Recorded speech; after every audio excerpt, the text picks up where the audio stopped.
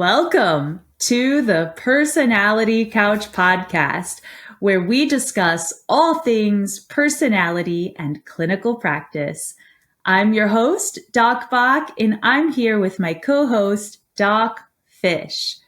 We are both licensed clinical psychologists in private practice, and today we'll be sharing an overview of one of our favorite personality typologies, the Enneagram. So the Enneagram has been around for centuries, we think. It's a pretty complicated system. I mean, unsurprisingly, it's about personality, but it's so useful. And I've actually used it quite a bit in clinical practice, even though it's not about personality disorders or even really diagnostic. So let's dive in and learn more. All right. Doc Fish, tell me about your Enneagram journey. Like, where did it start for you? How did you learn about it? So actually at Quest, you are the one that was like, hey, you should listen to this one podcast. It's about the Enneagram. And I was like, eh. And then I did. And then I was all about it. I did not know that. I thought you discovered it on your own. Oh, no. That's so funny. That's too funny. No. So you were talking about it because I think it might have been towards the beginning or maybe the middle. But you were all excited about it. You would mention it frequently. Huh. And then you mentioned the podcast, Sleeping at Last. That is like songs. It's beautiful. I love it. Yes. I listened to that and I actually really enjoyed it. And I was like, this has merit. And then tried to, of course, start typing myself. So that was a journey. I originally just took a random test and I tested as a 1, but it didn't sit well with me. There was something missing. I read through the Enneagram Institute, the descriptions. I was like, what if I'm a 5? I thought maybe I was a 5. I thought, especially with the Sleeping at Last podcast, I was like, I resonate with the 5. Then I read the differences between 5s and 1s. I was like, oh, that makes sense. So my perfectionism is not actually perfectionism. It's just I want to be competent. I just want to be competent. And I only care to be competent in the areas I deem worthy to be competent in. Which is a 5 thing. Yeah, that's the beginning of my Enneagram journey. Interesting. And then you've started using it in clinical practice too? Yeah, so I use it in the back end as a personal process in psychological testing because it's another language to describe and to conceptualize someone. So, of course, we have DSM language, we have Milan's language, psychodynamic. I also use Enneagram language too, I think it's especially helpful when there's not a clear personality disorder. Like everyone has structures anyway. Yeah. And then I do use it in clinical practice with clients who are interested in personality. Sure. And especially those that don't have pathology. So as part of the psychological evaluation process for patients, you would be kind of sorting through the data, trying to conceptualize what's going on with this patient and using the Enneagram typology to help understand maybe their core drives, motivations, not from a pathology perspective, like not from a diagnostic perspective, but just understanding what makes them tick. Yeah. What about you? Yeah. So my journey with the Enneagram, I had a friend that introduced it to me. I'd heard a lot about it. I'd heard a lot of hype, and I'm always skeptical when I hear something being hyped up. And I'm like, I need to see this for myself. Like, I don't just kind of buy into the, the train, the bandwagon. I'm not a bandwagon fan. But I had a friend introduce it to me, and she did like a real quick test that was like 2 questions, like a real quick triage. And I typed as either, I think, a 1 or a 6. And from that test, I was just turned off to the Enneagram. I was like, this is stupid. This is just another box. Like, and then somehow it came across my path again. Maybe the same friend, maybe a different friend was like, this is kind of interesting. I started looking more into it, but slowly I warmed up to the idea and started looking more into it and was like, oh my gosh, there's a lot here. This is so in depth. It's not like the other types of typologies or conceptualizations that are static, that it actually shows growth and movement and how you can grow as an individual, what it looks like when you're unhealthy. It takes into account like wings as well. So like other parts of personalities that you draw from. So the complex nature of it was really intriguing to me. So I took some tests online and was annoyed that I kept testing as a 3 online. Yeah, you're not a 3. No. I did not identify with the core fears or core desires of a 3. I'm an achievement-oriented person, but I'm not driven by image. But when I read the Enneagram Institute's different descriptions, when I read the 1, I was like, oh, shoot. You've been reading my diary. Like I feel called out. Yes, it was uncomfortable. Like, ooh. And that's how I knew it was onto something. I'd never had a personality test do that before. Like typically it's like, okay, glory be, this is the box that I fit in, but this was like, oh shoot, that is me. Doggone it, I got work to do.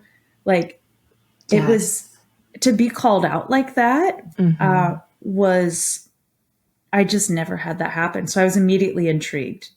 That is such a good point, because I think that some people start the journey, they feel called out, they reject it, they get defensive, and they just disregard it. Yeah. I think maybe others find the good pieces that they like about themselves and they stick to that. And whether it is mistyped or not, they just only take in all the sunny, pleasant parts. But the Enneagram is a tool to help with growth. And in order to grow, we have to see all our blind spots. Yeah. And those yucky spots maybe we don't really like. Exactly. Because that's the only way that we're going to grow. But I think sometimes the tendency with the Enneagram is to just only identify with parts of the number that we like, but not actually do the work. Or we reject it altogether and mistype as a lookalike type because it's safer or because that's where we want to be, but we're still not doing the work of those like wounded parts. And I think it's important. There's 9 numbers in the Enneagram. So there's 9 different personality types, and they're numbers because we infer good or bad to words. Yeah. And those words and their good and badness of each word changes based on someone's perspective. So it's supposed to be neutral. Like numbers, like 1 is not better than 9 is not better than 8. Absolutely. There's dark and light in all of us.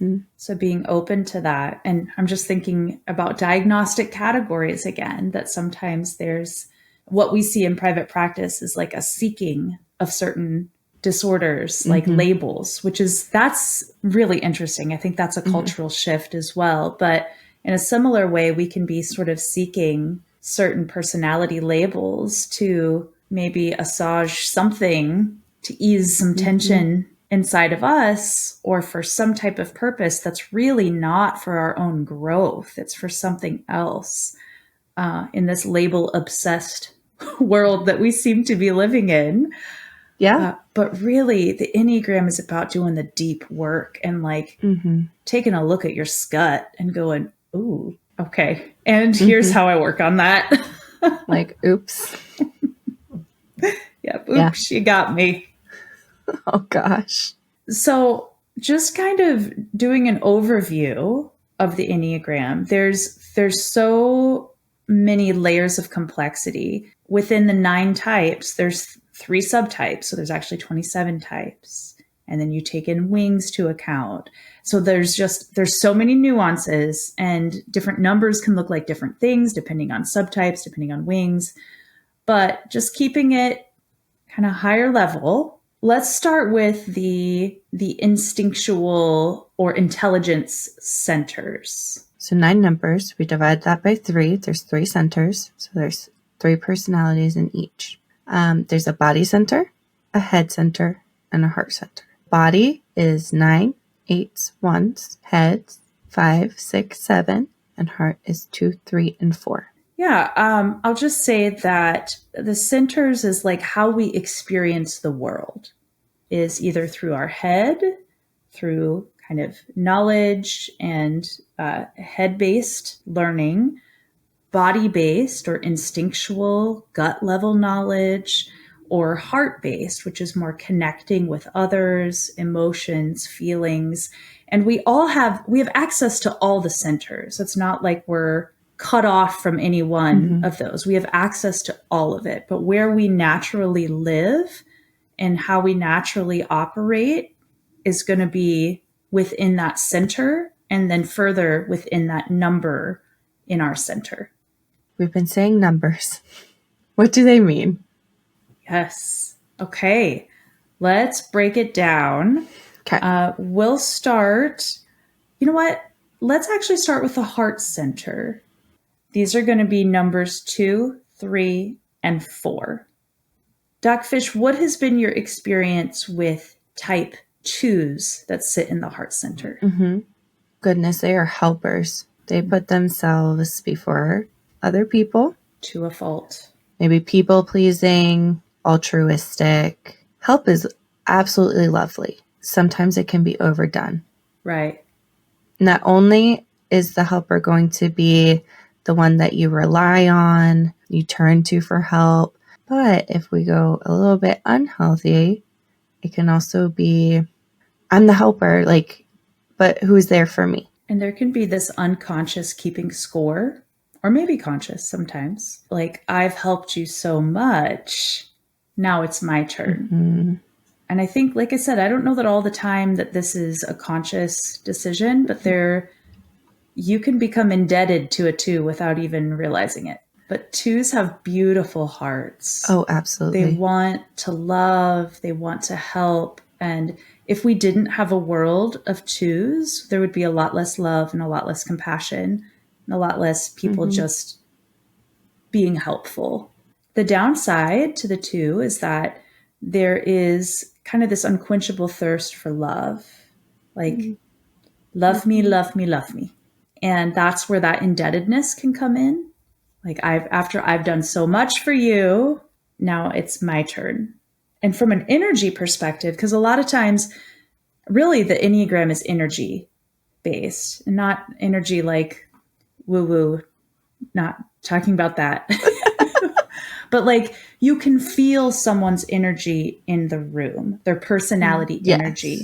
When I sit with a 2, when I meet a 2, I feel this sort of like a puppy dog that just wants you to pay attention and love on them. Like, love me, love me, love me. And they're, like pawing at you and reaching. And there's just like, there's almost this, okay, down doggy, down doggy energy that I experience from 2s. And that could just be because of my own temperament. But I also am drawn to 2s. I have a 2 wing. So I tap into that energy, that helping energy. But I also experience 2 energy sometimes as being a lot, and sometimes feeling like I need to take a little nap afterwards. They can also be rescuers, which is great. And they can often find places to put that adequately. So like helping positions, nurses, providers, like healthcare. But I think as a 5, I have a really strong reaction to help and being rescued. And I can be misperceived as needing to be rescued because I'm quiet. I think you were saying like down doggy. Mine's more like back slowly. Like we're going to back away slowly. Right. I have seen that with a 2-5 dynamic as well. That there's almost, you can sometimes almost see the 5 like retreat within themselves when a 2 tries to rescue or get too close to the heart of like, how's your soul? And the 5 is like, run away, run away. Turtle. Put the hood up. What about 3? What is your experience with 3s? Image conscious, absolutely. Achievement oriented, a little difficult to put my finger on. Shape shifting comes to mind. I want to know who you really are. Like I feel like I have to dig. If I can't figure out what energy I'm getting or who they are, then I'm like, I wonder if it's a 3. I mean, they're super adaptable, absolutely driven. Like I said, achievement oriented. They're capable of achieving greatly. They're competitive. Yeah. So again, there's beauty in every type. There's downsides in every type. Yeah. So 3s can be very achievement oriented. They get stuff done, which I appreciate. I also like to get stuff done. And when a 1 and a 3 can work hand in hand, it can be really beautiful and productive. If the 3's desire for image and that shape shifting gets in the way, then I can also clash with 3s. Okay. Because the image just gets in the way of it. Like, okay, who are you today? Like, wait a minute, why are we acting differently? We've got work to do. Why are you like kissing this person's behind over here? What are we doing? We got work to do. Come on. We don't need to schmooze. I could see that. Yeah. But generally, I get along well with 3s, and I appreciate their efficiency and their desire to be productive. And yeah, as sitting in the heart center, but being disconnected from their heart, it can be challenging to get to those deeper emotions that we know are there. And it's like, we're almost there. And sometimes there can be moments, depending on the health of the person, where you can sit in those deep places and it's wonderful. But then sometimes this veneer comes back up of like, nope, I can't be vulnerable. I can't go there. I'm too concerned about how I look, or I'm going to shape shift and flex this part of my identity to this person or to that person. It can feel inauthentic. That's hard for me to stomach sometimes, the inauthenticity. I would have to agree with that. I think there's 2 pieces: that inauthenticity. I think I also struggle with the frustration of not being able to understand because there's a block against the vulnerability. I've had those little breakthrough moments with some 3s, and it's so awesome to see underneath all of those layers that they put up. I mean, I enjoy 3s. I feel pulled to like push them to go a little bit deeper, which I probably don't like. Maybe 3s don't like me. I don't know. When a 3 can really be vulnerable and be themselves and actually tune into their heart channel, it can be really beautiful to actually see behind the veil, behind the veneer of like, oh, this is what's there. It's a beautiful heart, a beautiful person. And if only they could stay in that authentic place instead of trying to achieve or kind of fit in with this person over here, or image, or what you wear, the degree you have, like whatever the image or success means to them, chasing that instead, or chasing what they think people will want instead of being true to themselves. What about 4s? Yes. What's your experience? Well, as a 1, I go to 4 in my growth and stress journey. So I access that energy kind of naturally. What I appreciate about 4s is how much they see and appreciate beauty. And they're not afraid to oftentimes sit in that stillness of just taking it in, of like, oh, this is beautiful. Or on the flip side, this is tragic. And I'm not afraid to sit in the pain of the tragedy. Like, they can go to those places. And with that, I often experience 4s as having the authenticity that 3s are missing, which is interesting because I think 4s are so worried about being inauthentic. Right, because they need to be unique. I appreciate the depth that 4s can go to. I appreciate their heart-centered compassion with pain because they go there. They're not afraid to go there. And it doesn't mean that they sit in the pain all the time or like revel in it. Maybe some do, but we need people to be okay to sit in the pain. And I appreciate 4s for their creativity. So any Enneagram number, any personality can be creative, but 4s, I think, because they view the world through like an artistic lens, they have maybe a different relationship with creativity because of that. I have a 4 wing, being in touch with the emotions at such an intense and deep level. Yeah. It's also contradicted with my 5-ness. But when I can sit in that space, it's filled with beauty and depth. Now, when I reject that because I'm in my logic box and there's no room for emotions, right? Sometimes I think from my perspectives, 4s can sometimes be dramatic. Yeah. Like, I am understanding the depth, but the way that you're expressing it is a bit dramatic. They can also be a little bit self-absorbed. Yeah. Just because they want to be so unique, their focus starts to be less on others and more on themselves and their pain. 4s, I think, can be prone to what I call navel gazing. Please explain.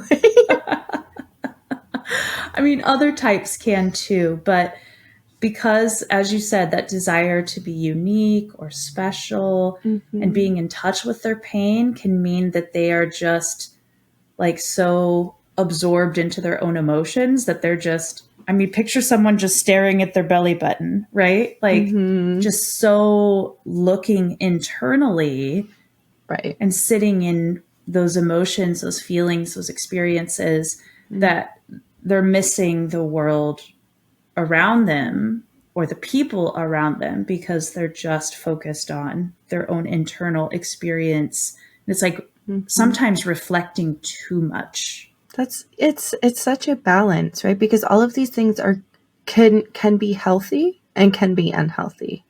But I've actually had a theme in personal and clinical life where the 4s that I interact with call themselves dramatic, are called dramatic, and really dislike it. That's painful because it's okay to express emotions. Sure. Right?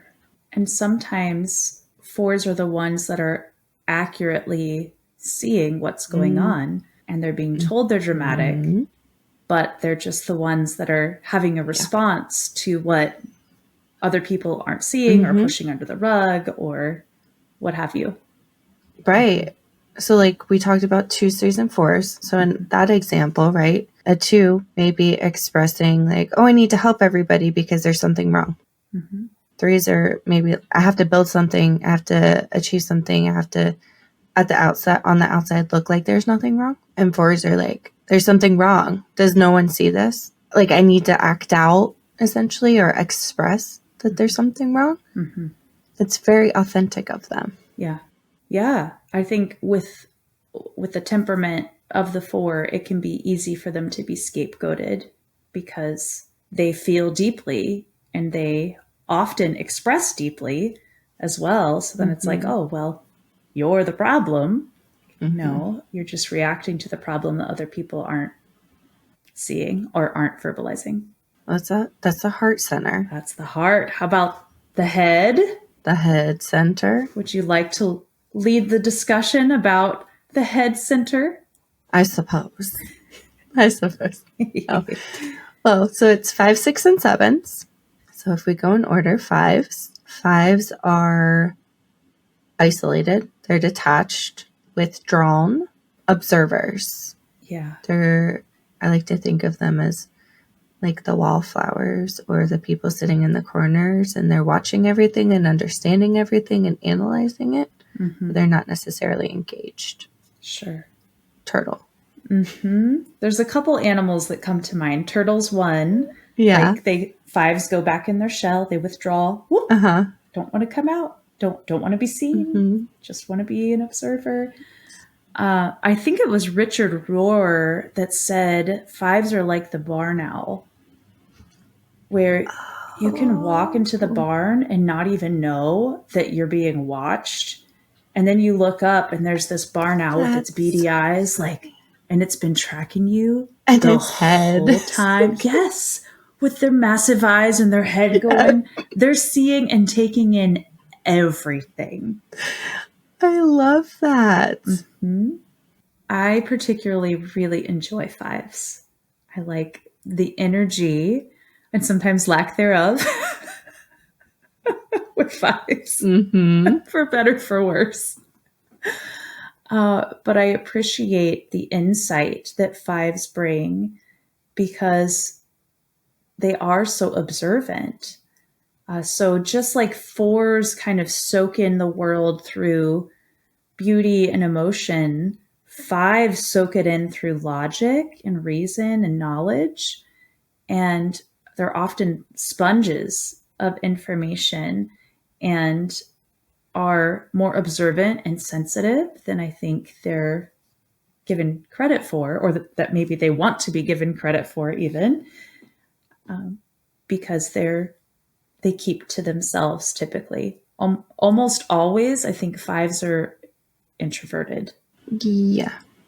Different 5s have used different words that they've been called or they relate to. So I'm thinking cold, aloof, robotic. They sit in that detached space. They're not. They just maybe look like it. Yeah. They have emotions. They have a heart. They're feeling. Yeah. They're just stingy. They're not going to offer it on a silver platter to you because they want to keep it to themselves. Those thoughts, those feelings and emotions, what's going on in their mind, they want to keep it locked inside their mind castle. Unless it's one of their passions that they're competent in, then they might word vomit all over you and not know when to stop.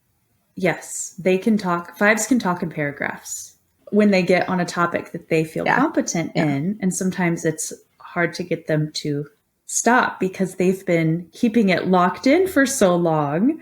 But finally, there's a captive, safe audience, and it's a topic that they feel very knowledgeable about and are, not just feel, are very knowledgeable about. They've done the research, and you get to hear all of it as if it's the first time. I think this was Richard Rohr again. He said 5s often wear glasses, interestingly, potentially because they're so busy taking in the world through their eyes, soaking it in, that can be the first to start to deteriorate because there's so much that's being taken in. That's so interesting. That's not the first thing I thought of when you said glasses. Self-disclosure, I do wear glasses, but I was thinking, as a guard, you can hide behind your glasses. But obviously it also makes sense. Like they're probably reading. They probably have their head in a book or on the computer, on their phone, taking in research. Yeah. And 5s also sometimes need a fire behind them. What? To get moving. So yes. Topic for another day, but 5s are doing repressed. So there's 3 different types within each center that are doing repressed, and 5s are. So it can be sometimes hard to get fives going, but that doesn't mean that they're not hard Right. workers. They are very hard workers. Yeah. I like to use the sentence, they put all their energy into planning. Mm-hmm. So like, and it's going to be a great plan, the most detailed plan ever, but it's a question of whether or not it'll get executed. Sure. Probably not, unless they have that fire. Yeah. Yeah. I could talk about fives. Let's not, because Yes. I don't. I could keep I'm going. feeling stingy with my information. Okay. We'll move on to Sixes. six. What's your experience with sixes? Yeah. So sixes, if you know 1 6, you don't know them all. True. So sixes are kind of a technicolor dream coat of possibilities with temperament. Because the interesting thing about sixes is there's two sides. There's the compliant side of the sixes. So technically they fall in the compliant triad. So within each center, there's also one that falls in the compliant triad. But they also can be rebellious. Like if you're in, you're in. If you're out, you're out. There can be a kind of a splitting that happens naturally with sixes into kind of all good, all bad, or these rules I'll follow, but these ones I won't. These people I trust, these people I don't. So there's kind of two sides, and there's many, many different ways that can manifest. Some research and some theorists tell us that sixes are the most plentiful of the types on the Enneagram. But sixes are very fear-based. They're scared.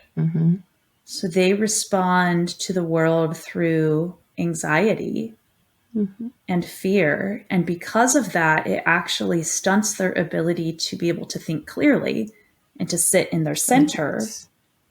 Right. Because they're so anxious and get spun up. And then out of that anxiety, they can either be kind of overly compliant, deferential to other people. Yes, I'll do what you want. Yes, they can be extremely hard workers, very hard workers. But then on the other side, they can be rebellious and, be the first one saying, let's take the charge and, do something potentially destructive and impulsive. But they can be very friendly characters. Yeah. Very loyal. Yes. And they can be snarky and thrill seeking. Like there's just so many different types of sixes. The contrast among the subtypes is pretty stark with the sixes. Right. But I would say maybe collectively they're loyal and social as far as supporting. Yeah. They want the support. They want the reassurance. And how do you get that is outside of yourself. So they need those connections. Yeah. Their core desire is to have something or someone that they can put full trust into because of their own fear and insecurity. They need to know that they have something else or someone else or an institution like a religious group, government. Those are common ones for sixes, but it could be anything. Specific people that they put their stock into to help guide them through life because they're so anxious. Right, because they don't trust themselves. Yeah, which makes them very loyal and hard workers a lot of the time, unless something happens and you're no longer. Then they react out of fear. Yeah. So that's 6. What about 7? Sevens, you and I both have a connection to sevens naturally with our temperaments. And sevens can be really sunny and fun and full of life and energy and ideas and creative flow. But sevens have a hard time sitting in the pain. They have a hard time sitting with anything that's not happy. They run. Yes. And that can be challenging because life is painful. And if we can't sit in the pain and we're always running from it, that can start to kind of wear down relationships if we're only a friend when it's sunny, but not when it's rainy. Right. And I think I get the energy feel from them is like they're not anchored. They're just, there's no anchor. They're, in some sense, it's helpful because they can be dreamers. In some senses, it's like unhealthy. Like they're too scattered. They don't know where they're going. They just know that they're not going towards the pain. Right. Right. Kind of aimlessly drifting into happy land. Yeah. But it doesn't feel as authentic, I think, because they're rejecting that pain. Sure. But 7s can be really great and loyal friends too. Yeah. But one of their biggest vices is running from the pain and also gluttony. Like, I want to try all the things. I want to do all the things. I want to eat all the things. I want to, like, any form of gluttony, of filling up, which is a way to run from the pain. Like, I'm not going to acknowledge that void is inside me because that's pain. So let me just fill it up and pretend it doesn't exist. Right. Right. And you can fill it up with really anything, right? Like work, anything, creative endeavors, food. Yeah. Experiences. Yep. Traveling and experience. Yeah. So much energy. 7s have a lot of energy. So much energy. They can get a lot done because they're boundless Tigger energy. Boing, boing. Don't know what that's like. Oh, we should move on to the body types in the interest of time. Doc Fish, tell me about 8s. Oh, okay. So 8s are my favorite. 8s are my favorite. They are going to be confident, abrasive, confrontational, decisive, strong-willed. They're going to be the ones that are going to reject social norms. They don't care about fitting in. My favorite thing about 8s is that they have this squishy center that they will not tell you about and they will not show you unless you're super safe. But essentially, they built a protective layer. They're often born out of trauma, and they're the fight type. And that takes so much strength. And healthy 8s who are in touch with that squishy part of them, like, that's so beautiful. Yeah. It's so beautiful. Like, yes, I see you. You're so tough. You never get sick. Don't know what that cough is, but it's not sickness. Right? But then it's like, you see them with the innocence around them. So nature, animals, children. Babies, yeah. I'm going to do a disservice because I forget exactly which podcast I was listening to, but there was an 8 female pastor who became really angry during right before one of her sermons. And she was like, okay, what do I need? So she had someone pray for her, but then she also held a baby. And it made her less angry. Wow.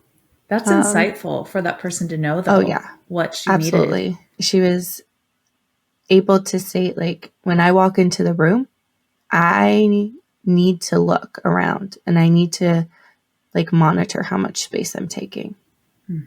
Because 8s will bulldoze space. They will. They'll take up all the space if they're not mindful. It's also interesting because 8s respect a backbone. They do. Come fight with me. Show me your backbone. Show me your backbone. I have heard from a few 8s that they don't enjoy actual conflict. It's like, well, of course I'm right, and I'm just gonna bulldoze you, right? Like, it's real conflict, but they like the debate and the confrontation. On the other side, when you're not the 8, it can feel like a test. Like, how strong it probably are is. you? Yeah. It probably is, yeah. How strong are you? Will you fight? Will you fight for what you say you stand for? Right. How far will you go? Okay, well, where are the boundaries? You say that this is what needs to happen. What about this? What if I push this boundary over here? What about that? Is that okay? What about this? Does this hurt? What about this? What about that? Yeah.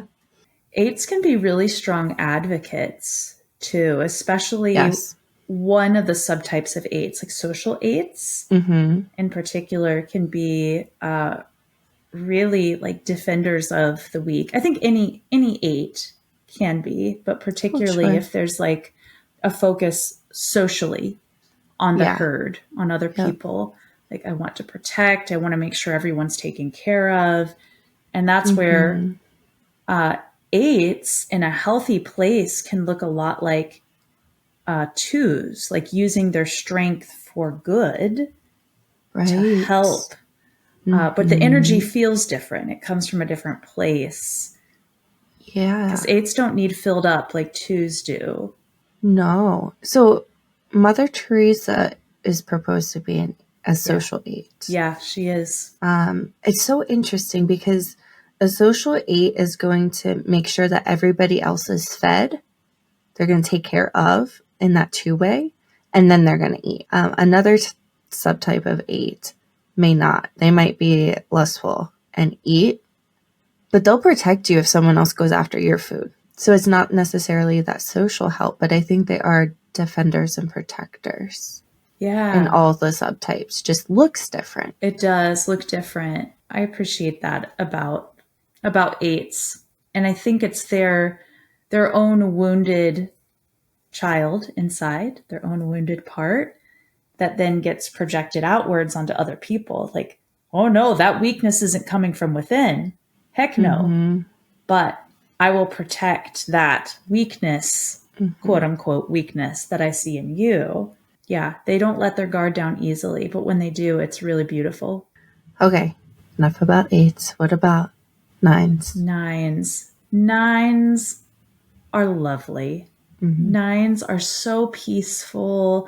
They may not agree with that. Some nines that I've talked with will actually say, like, finding that peace and balance is such a conflict. It's almost like a fixation. I could see that. Yeah. I have to have this balance, and there's like anxiety when things are out of balance. Nines are, in a lot of ways, counter to the kind of American culture where they're okay with just sitting and being, thinking about the group. Like, well, what does this person want? Like, let's bridge that divide.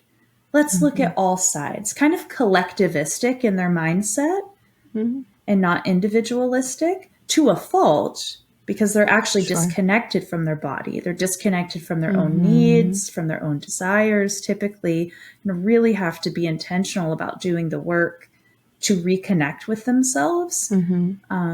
Nines can be prone to numbing through whatever means, whether it's food, alcohol, drugs, or anything else that can numb, because they're already kind of numbed out from their needs. But they can just be really beautiful souls that want to create that bridge and connect and bring people together, look at every side of things, sit with people in all circumstances. They're the peacemakers. What's your experience been? I appreciate nines' ability to, you said, just be. They're just be. They don't have to necessarily be achieving.